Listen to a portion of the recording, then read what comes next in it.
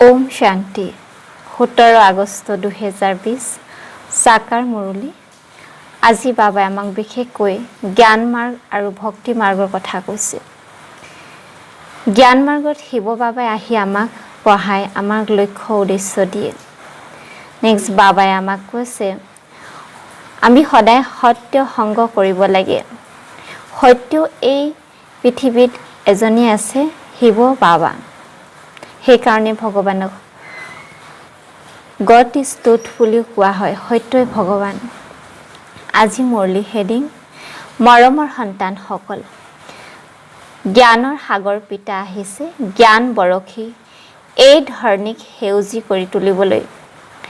এতিয়া স্বৰ্গ স্থাপনা হৈ আছে, তাত যাবলৈ দৈৱী সম্প্ৰদায় হ'ব লাগে। প্ৰশ্ন, সৰ্বোত্তম কুলৰ সন্তানসকলৰ মুখ্য কৰ্তব্য কি? উত্তৰ, সদায় উচ্চ আত্মিক সেৱা কৰা। ইয়াত বহি বা চলোতে ফুৰোতে বিশেষকৈ ভাৰতৰ আৰু সাধাৰণভাৱে গোটেই বিশ্বক পাৱন কৰি তোলা, শ্ৰীমত অনুসৰি পিতাৰ সহায়কাৰী হোৱা, এয়া সৰ্বোত্তম ব্ৰাহ্মণসকলৰ কৰ্তব্য। গীত হৈছে যি প্ৰিয়তমাৰ লগত আছে। ওম শান্তি।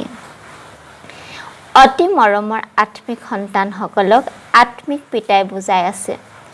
যিসকল আত্মিক পিতাৰ লগত আছে, কিয়নো পিতা হ'ল জ্ঞানৰ সাগৰ। কোনজন পিতা? কোনজন পিতাই বুজাইছে? শিৱ বাবা। ব্ৰহ্মা বাবাক জ্ঞানৰ সাগৰ বুলি নকয়। শিৱ বাবাক, যাক পৰম পিতা পৰমাত্মা বুলি কোৱা হয়, এজন হ'ল লৌকিক শাৰীৰিক পিতা, আনজন হ'ল পাৰলৌকিক আত্মিক পিতা। তেওঁ শৰীৰৰ পিতা, তেওঁ আত্মাসকলৰ পিতা। শিৱ বাবা আত্মাসকলৰ পিতা আৰু শৰীৰ পিতা প্ৰত্যেকৰে বেলেগ বেলেগ থাকে। এয়া বৰ ভালদৰে বুজিবলগীয়া কথা আৰু এই জ্ঞান শুনাওতাজন হ'ল জ্ঞানৰ সাগৰ। যেনেকৈ ভগৱান সকলোৰে এজন, তেনেকৈ জ্ঞানো এজনে দিব পাৰে। বাকী যি শাস্ত্ৰ গীতা আদি পঢ়ে, ভক্তি কৰে, সেয়া কোনো জ্ঞান নহয়। তাৰ পৰা জ্ঞানৰ বৰ্ষা নহয়। সেইকাৰণে ভাৰত একেবাৰে শুকাই গ'ল, দুখীয়া হৈ গ'ল। সেই বৰষুণো যদি নহয় তেতিয়া কি হ'ব? মাটি আদি সকলো শুকাই যায়। সেয়া হ'ল ভক্তি মাৰ্গ, তাক জ্ঞান মাৰ্গ বুলি নকয়। জ্ঞানেৰেহে স্বৰ্গ স্থাপনা হয়। তাত সদায় ধৰণী সেউজ হৈ থাকে, কেতিয়াও নুশুকায়। এয়া হ'ল জ্ঞানৰ পঢ়া। ঈশ্বৰ পিতাই জ্ঞান দি দৈৱী সম্প্ৰদায় প্ৰতিষ্ঠা কৰে। পিতাই বুজাইছে মই তোমালোক সকলোৰে আত্মাৰ পিতা হওঁ, কিন্তু মোক আৰু মোৰ কৰ্তব্যক নজনা কাৰণে মনুষ্য ইমান পতীত গৰাকীবিহীন হৈ গৈছে। নিজৰ ভিতৰতে কাজিয়া কৰি থাকে।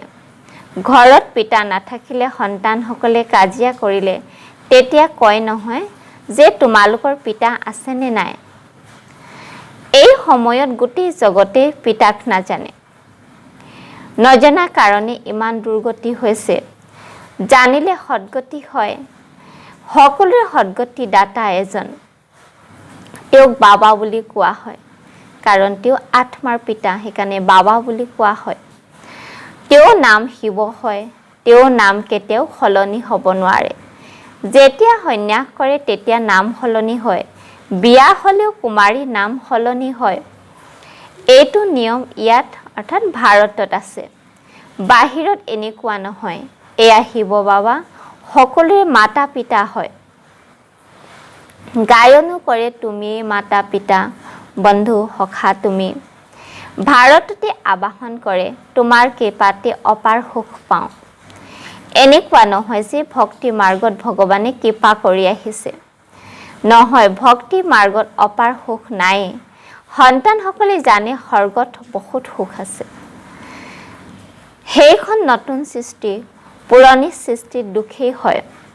যিসকল জীৱনতে ভালদৰে মৰি গৈছে তেওঁলোকৰ নাম সলনি হ'ব পাৰে, কিন্তু মায়া বিজয়ী হৈ যায়, তেতিয়া ব্ৰাহ্মণৰ পৰা সলনি হৈ শুদ্ধ হৈ যায়। সেইকাৰণে বাবাই নাম নাৰাখে। ব্ৰাহ্মণসকলৰ মালাটো নাথাকে। তোমালোক সন্তানসকল সৰ্বোত্তম উচ্চ কুলৰ হোৱা, উচ্চ আত্মিক সেৱা কৰা। ইয়াত বহি বা চলোতে ফুৰোতে তোমালোকে বিশেষকৈ ভাৰতৰ আৰু সাধাৰণভাৱে বিশ্ব সেৱা কৰা। বিশ্বক তোমালোকে পবিত্ৰ কৰি তোলা। কাৰণ এই জ্ঞানৰ দ্বাৰাই পুনৰ স্বৰ্গ অৰ্থাৎ সত্যযুগ আহি আছে। সেইকাৰণে বাবাই কি কৈছে, তোমালোকে উচ্চ সেৱা কৰা, উচ্চ আত্মিক সেৱা কৰা। ইয়াত বহি বা চলোতে ফুৰোতে তোমালোকে বিশেষকৈ ভাৰতৰ আৰু সাধাৰণভাৱে বিশ্বৰ সেৱা কৰা। বিশ্বক তোমালোকে পবিত্ৰ কৰি তোলা। তোমালোক হলা পিতাৰ সহায়কাৰী। কাৰণ পিতাই অকলে গোটেই দুনিয়াক পাৱন কৰিব নোৱাৰে। তেখেতক পাৱন কৰিবৰ কাৰণে, দুনিয়াক পাৱন কৰিবৰ কাৰণে সন্তানসকলে সহায় কৰিব লগা হয়। পিতাৰ শ্ৰীমতত চলি তোমালোকে সহায় কৰা। এই ভাৰতেই পাৱন হ'ব। তোমালোকে ক'বা, আমি কল্পই কল্পই এই ভাৰতক পবিত্ৰ কৰি তুলি পবিত্ৰ ভাৰতত ৰাজত্ব কৰোঁ। ব্ৰাহ্মণৰ পৰা আকৌ আমি ভৱিষ্যততে কি হ'ম, দেৱী দেৱতা হ'ম। বিৰাট ৰূপৰ চিত্ৰও আছে। প্ৰজাপিতা ব্ৰহ্মা সন্তান ব্ৰাহ্মণেই হ'ল। ব্ৰাহ্মণ যেতিয়া হ'ব তেতিয়া প্ৰজাপিতা সন্মুখত থাকিব।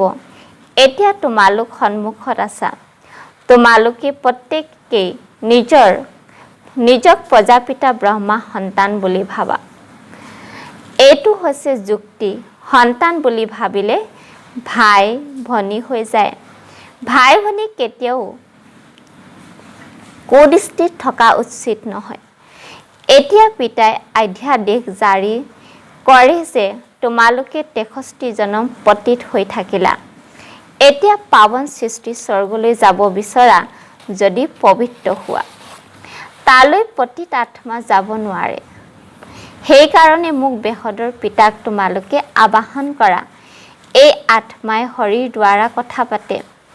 শিৱ বাবাও কয়, মই এই হৰিৰ দ্বাৰা কথা পাতোঁ, নহ'লে মই কেনেকৈ আহিম? আহিলেও যদি হৰি নাথাকে তেওঁ আমাক কেনেকৈ জ্ঞান বুজাব? সেইকাৰণে ব্ৰহ্মা বাবাৰ হৰিৰ আধাৰ ল'ব লগা হয়। মোৰ জন্ম দিব্য। সত্যযুগত দৈৱীগুণ সম্পন্ন দেৱতাসকল থাকে। এই সময়ত আখুৰি গুণধাৰী মনুষ্য। ইয়াৰ মনুষ্যক দেৱতা বুলি কোৱা নহয়। আকৌ লাগিলে যিয়েই নহওক, নামটো বহুত ডাঙৰ ডাঙৰ ৰাখি দিয়ে। সাধুৱে নিজক শ্ৰী শ্ৰী বুলি কয় আৰু মনুষ্যক শ্ৰী বুলি কয় কাৰণ নিজে পবিত্ৰ হৈ থাকে। সেইকাৰণে শ্ৰী শ্ৰী বুলি কয়। শ্ৰী শ্ৰী মানে শ্ৰেষ্ঠে শ্ৰেষ্ঠ। হওঁতেতো মনুষ্যই হয়, যদিও বিকাৰত নাযায়, কিন্তু বিকাৰী সৃষ্টিতে আছে নহয় জানো? তোমালোকে ভৱিষ্যততে নিৰ্বিকাৰী দেৱী সৃষ্টিত ৰাজত্ব কৰিবা। তাতো মনুষ্যই থাকিব, কিন্তু দৈৱী গুণ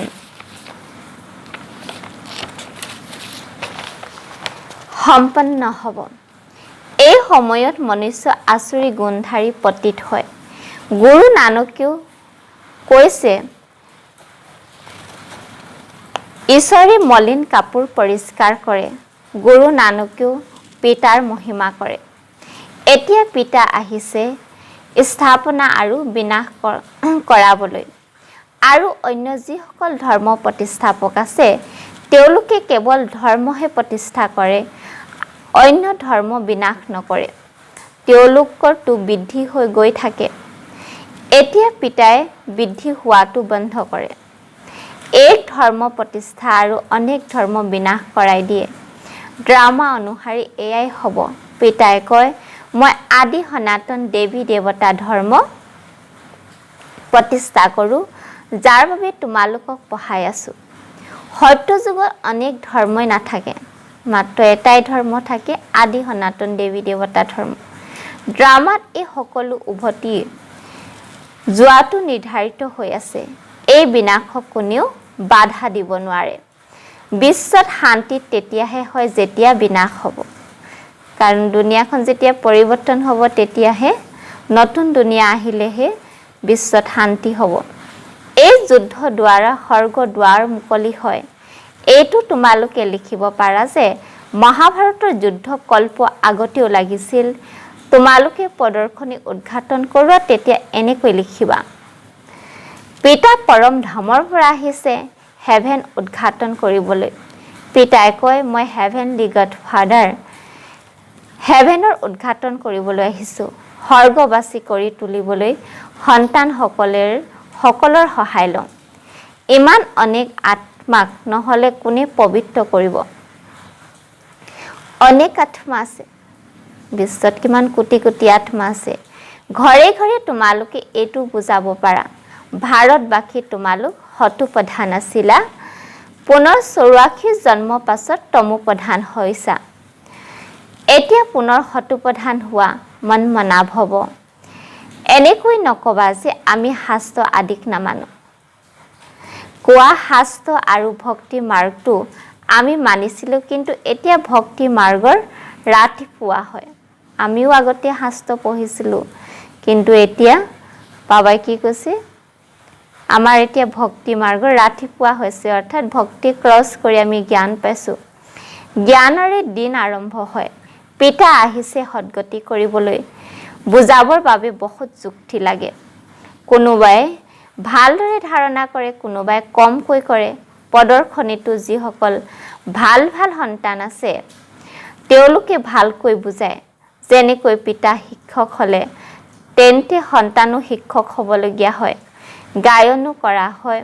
সৎ গুৰুৱে তাৰে অৰ্থাৎ উদ্ধাৰ কৰে। পিতাক কোৱা হয় সত্য খণ্ড স্থাপন কৰোতা সত্য বাবা। অসত্য খণ্ড স্থাপন কৰোতা কোন হয়? ৰাৱণ। এতিয়া যিহেতু সদগতি কৰোতা পাইছা, তেন্তে আকৌ আমি ভক্তি কেনেকৈ কৰিম? ভক্তি শিকাওতা হৈছে অনেক গুৰুসকল। সদগুৰুটো এজনে। এনেকৈ কৈও যে সদগুৰু অকাল, তথাপিও অনেক গুৰু আছে। সন্যাসী, উদাসী, অনেক প্ৰকাৰৰ গুৰু থাকে। শিখসকলে নিজেই কয় সদগুৰু অকাল, অৰ্থাৎ যিজনক কালে খাব নোৱাৰে। মনুষ্যকটো কালে খায়। পিতাই বুজাইছে মন মনাভ হ'ব। তেওঁলোকৰ আকৌ হৈছে চাহেবক জপ কৰিলে তেতিয়া সুখ পাবা। মুখ্য হৈছে দুটা শব্দ। পিতাই কয় মোক স্মৰণ কৰা, চাহেবক জপ কৰা। চাহেবটো এজনে, মতলব শিৱ বাবা ভগৱান এজনে। গুৰু নানকেও এই তেওঁৰ প্ৰতি ইংগিত কৰিছে যে তেওঁক জপা। বাস্তৱত তোমালোকে জপ কৰিব নালাগে, স্মৰণ কৰিব লাগে, অৰ্থাৎ মনত পেলাব লাগে। তেখেতক গুণ কৰ্তব্যবিলাক স্মৰণ কৰি আমি নিজৰ জীৱনত ধাৰণ কৰিব লাগে। এয়া হৈছে অজপা জপ। মুখেৰে একো ক'ব নালাগে। শিৱ শিৱ বুলিও ক'ব নালাগে। তোমালোকেতো শান্তি ধামলৈ যাব লাগে। এতিয়া পিতাক স্মৰণ কৰা। অজপা জপো এটাই হয়, যিটো পিতাই শিকায়। তেওঁলোকে কিমান ঘণ্টা বজায়, শব্দ কৰে, মহিমা কৰে, কয় অশ্বত্তম কেশৱম, কিন্তু এটা শব্দ বুজি নাপায়। সুখ দিওঁতা এজনে পিতা। ব্যাস বুলিও তেওঁকে কোৱা হয়। তেওঁ জ্ঞান আছে যি দিয়ে, সুখো তেওঁৱে দিয়ে। তোমালোক সন্তানসকলে বুজি পোৱা। এতিয়া আমাৰ আৰোহণ কলা হয়। চিৰিত কলাকো দেখুৱাইছে। এই সময়ত কোনো কলা নাই, গুণ কলা। মোৰ নিৰ্গুণী, এটা নিৰ্গুণ সংস্থাও আছে। এতিয়া পিতাই কয় বালকটো মহান আত্মাৰ দৰে। বালকৰ কোনো অৱগুণ নাই। তেওঁলোকৰ আকৌ নাম ৰাখি দিয়ে নিৰ্গুণ বালক। যদি বালকৰ গুণ নাই তেন্তে পিতাৰো নাই। সকলোৰে অৱগুণ আছে। গুণৱান কেৱল দেৱতাসকলহে হয়। 1 নম্বৰৰ অৱগুণ হৈছে কি হয়? 1 নম্বৰৰ অৱগুণ হৈছে পিতাক নজনা। দ্বিতীয় অৱগুণ হৈছে বিষয় সাগৰত ককবকাই থাকে। পিতাই কয় আধা কল্প তোমালোক ককবকাই আছিলা। এতিয়া মই জ্ঞান সাগৰে তোমালোকক ক্ষীৰ সাগৰলৈ লৈ যাওঁ। মইতো ক্ষীৰ সাগৰলৈ যাবলৈ তোমালোকক শিক্ষা দিওঁ। ক্ষীৰসাগৰ মানে সত্যযুগ সৰ্গ। ক্ষীৰ এইকাৰণে কোৱা হয় তাত একেটা ঘাটতে গাই আৰু বাঘে পানী খায়। বুজি পোৱা যে আমুকৰ আত্মা শ্ৰাদ্ধ, আত্মাক আবাহন কৰা হয়। এয়াও ড্ৰামাত ভূমিকা আছে। আত্মাক দেখা পোৱাও নাযায়, বুজি পোৱা যায় আমুক আত্মাৰ শ্ৰাদ্ধ। কেতিয়াবা বাবাই কি কৈছে, আত্মা আবাহন কৰা এয়াও ড্ৰামাত ভূমিকা আছে। কেতিয়াবা আহে কেতিয়াবা নাহেও, কোনোৱে কয় কোনোৱে নকয়ও। ইয়াতো আত্মা আবাহন কৰে, আমি কয় আহি কয়, কিন্তু এনেকৈ নকয় যে আমুক স্থানত জন্ম হৈছে। কেৱল ইমানেই ক'ব, মই বহুত সুখী, ভাল ঘৰত জন্ম হৈছোঁ। ভাল জ্ঞানী সন্তান ভাল ঘৰত যাব, কম জ্ঞানীসকলে কম পথ পাব। আমাৰ নেক্সট জন্ম কিহৰ ওপৰত নিৰ্ভৰ কৰে, আমি এইটো জন্মত যেনেকুৱা কৰ্ম কৰিম, ঠিক মৃত্যুৰ পাছত মই তেনেকুৱা ঘৰত জন্ম পাম, কৰ্ম অনুসৰি। বাকী সুখটো আছেই। ৰজা হোৱাটো ভাল নে দাসী হোৱাটো ভাল? ৰজা হ'বলৈ হ'লেতো এই পঢ়াত লাগি যোৱা। জগতখনতো বহুত লেতেৰা। জগতৰ সংগক কোৱা হয় কুসংগ। এজন সত্য সংগইহে পাৰ কৰায়, বাকী সকলোৱে ডুবায়। পিতাইতো সকলোৰে জন্ম পত্ৰিকা জানে, নহয় জানো? এইখন পাপৰ জগত, সেইবাবেতো আবাহন কৰে। আন কৰবালৈ লৈ যোৱা। এতিয়া পিতাই কয়, মৰমৰ সন্তানসকল, মোৰ হৈ মোৰ মতত চলা। এইখন বহুত লেতেৰা জগত। দুৰ্নীতি আছে, লাখ কোটি টকা প্ৰবঞ্চনা হয়। এতিয়া পিতা আহিছে সন্তানসকলক স্বৰ্গ মালিক কৰি তুলিবলৈ, তেন্তে অপাৰ আনন্দিত হোৱা উচিত, নহয় জানো? বাস্তৱত এয়া হৈছে সত্য জ্ঞান। আকৌ এই জ্ঞান লুপ্ত হৈ যায়।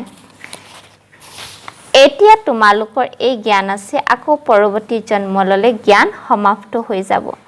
তাৰ পাছত হৈছে প্ৰাৰব্ধ। তোমালোকক পুৰুষোত্তম কৰি তুলিবলৈ পিতাই পঢ়ায়। এতিয়া তোমালোকে পিতাক জানিছা। এতিয়া অমৰনাথৰ যাত্ৰা হয় কোৱা, যাক সূক্ষ্ম বতনত দেখুওৱা, তেওঁ আকৌ স্থূল বতনত কেনেকৈ আহিল? পাহাৰ আদিতো ইয়াত আছে, নহয় জানো? তাত পতিত কেনেকৈ থাকিব পাৰে যে পাৰ্বতীক জ্ঞান দিয়ে? হাতেৰে বৰফৰ লিংগ সাজে, সেয়াতো যিকোনো স্থানতে সাজিব পাৰি। মনুষ্য কিমান হাবাথুৰি খায়, বুজি নাপায় যে শংকৰৰ ওচৰত পাৰ্বতী ক'ৰ পৰা আহিল যে তেওঁক পাৱন কৰি তুলিব। শংকৰ কোন? পৰমাত্মা নহয়, তেওঁ দেৱতা।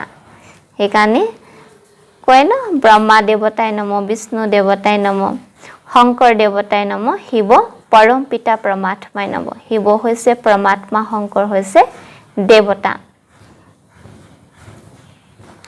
মনুষ্যক কিমান বুজোৱা হয়, তথাপিও বুজি নাপায়, তথাপিও বুদ্ধিত নোসোমায়। পাৰস বুদ্ধি হ'ব নোৱাৰে। প্ৰদৰ্শনীলৈ কিমান আহে, কয় জ্ঞানটো বহুত ভাল, সকলোৱে ল'ব লাগে। হেৰ' আপুনিতো লওক, ক'ব মোৰ আজৰি নাই। প্ৰদৰ্শনীটো এইটো লিখিব লাগে যে এই যুদ্ধ আগতে পিতাই স্বৰ্গ উদ্ঘাটন কৰি আছে। বিনাশৰ পাছত স্বৰ্গ দুৱাৰ মুকলি হ'ব। বাবাই কৈছিল যে সকলো চিত্ৰতে লিখা পাৰলৌকিক পৰমপিতা পৰমাত্মা ত্ৰিমূৰ্তি শিৱ ভগৱানো বাছ। ত্ৰিমূৰ্তি নিলিখিলে ক'ব শিৱটো নিৰাকাৰ হয়, তেওঁ কেনেকৈ জ্ঞান দিব? বুজোৱা হয়, এওঁ প্ৰথমে সুন্দৰ পবিত্ৰ আছিল, কৃষ্ণ আছিল, আকৌ এতিয়া শ্যাম বৰণীয়া মনুষ্য হ'ল।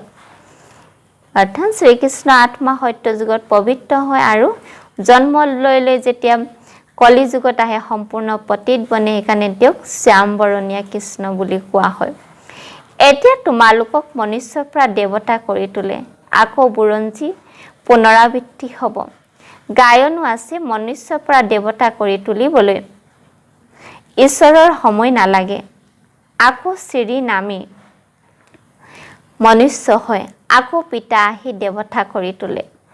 পিতাই কয় মই আহিবলগীয়া হয়, কল্প কল্প কল্প সংগম যুগত আহোঁ সত্য তেতা দ্বাপৰ কলি এইবিলাকত নাহে কলি যুগৰ অন্তত সত্য যুগৰ আৰম্ভণি যাক সংগম যুগ বুলি কয় তাত পৰমাত্মা শিৱ বাবা আহে যুগে যুগে কোৱাটো ভুল মই সংগম যুগতহে আহোঁ তো বাবাই কৈছে তোমালোকক পুণ্য আত্মা কৰি তোলো আকৌ ৰাৱণে তোমালোকক পাপ আত্মা কৰি তোলে পিতাইহে পুৰণি সৃষ্টিক নতুন সৃষ্টি কৰি তোলে এইবোৰ বুজিবলগীয়া কথা ভাল বাৰু অতি মৰমৰ কল্প পাছত পুনৰাই লগ পোৱা সন্তানসকলৰ প্ৰতি মাতা পিতা বাপ দাদা স্নেহপূৰ্ণ স্মৰণ আৰু গুড মৰ্ণিং আত্মিক পিতাৰ আত্মিক সন্তানসকলক নমস্কাৰ ধাৰণাৰ বাবে মুখ্য সাৰ পিতাৰ সমান শিক্ষক হ'ব লাগে বৰ যুক্তিৰে সকলোকে এই অসত্য খণ্ডৰ পৰা উলিয়াই সত্য খণ্ডলৈ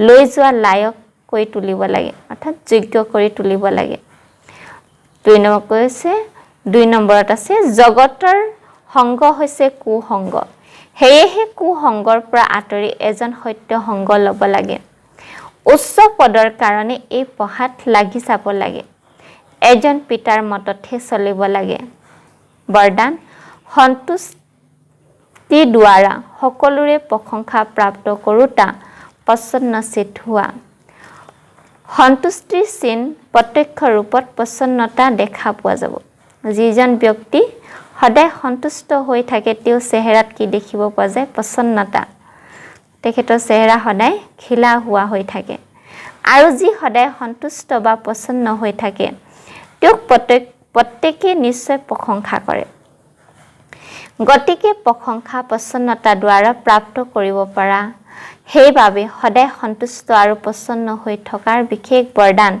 নিজেও লোৱা আৰু আনকো দিয়া কিয়নো এই যজ্ঞৰ অন্তিম আহুতি হৈছে সকলো ব্ৰাহ্মণ সৰ্বদা প্ৰসন্নতা যেতিয়া সকলোৱে সদায় প্ৰসন্ন হৈ থাকিবা তেতিয়া প্ৰত্যক্ষতা আৱাজ অৰ্থাৎ প্ৰতিধ্বনিত হ'ব অৰ্থাৎ বিজয় পতাকা উৰিব শ্লোগান ডায়মণ্ড হৈ ডায়মণ্ড হোৱাৰ মেছেজ দিয়াটোৱে হৈছে ডায়মণ্ড জুবলি উদযাপন কৰা ওম শান্তি